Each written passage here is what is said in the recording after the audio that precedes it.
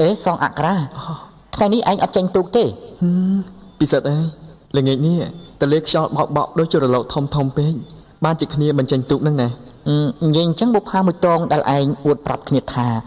រីកលើទូកដរាល់ថ្ងៃនោះឥឡូវនាងដូចដេចទៅហើយសម្លាញ់តាំងពីស្ពានជ្រោយចង្វាគេតភ្ជាប់រួចមកនោះនាងមិនដែលឆ្លងទូកគ្នាទេគេឆ្លងស្ពានតែរហូតអូឥឡូវតែនិយាយគ្នាអក្សរាមិនទាន់អីផងថ្ងៃលេចល្មមប្រលប់ទឹកនាចរៀងរួយជ្រោយជ្រាំងថ្ងៃលេចខែបាំងនឹងទូកដបងការរីកលើទូកកំពុងចំឡងព្រឹកល្ងាចនួនល្អងឆ្លងទៅឆ្លងមកជួបអូនម្ដង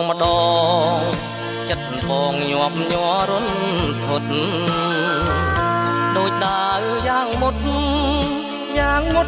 កាត់ទឹករលកកាត់មិនដេចនឹងបានធ្លាប់ឆ្លងទៅមកឥឡូវពុនលោកឆ្លងស្ពានថ្មវិញកាលស្ពាននៅដាច់នៅមានវាសនាចំឡងបោផាទាំងចិត្តទុនទិញឥឡូវស្ពានជាប់អាភ័ព្វកន្លងអូនស្រីបែកខ្នងពីទូកកំសត់ដីជ្រោយចង់វាបុប្ផានាភូមិគៀនឃ្លាំងមិនដេចឡើយចិត្តនាងវៀងពីក្តីស្នេហ៍បរិសុទ្ធអូនបានស្ពានឆ្លងលិចទូកកំសត់ចោលទូកបងព្រាត់ឆ្ងាយជ្រាំងឥតន័យ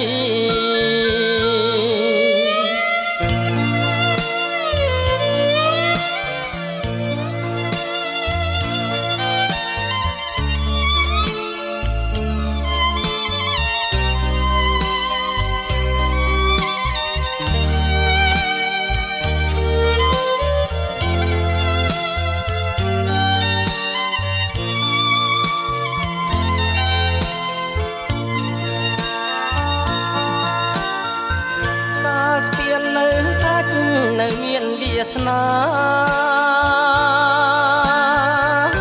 ចំឡងបោផាទាំងចិត្តកេងត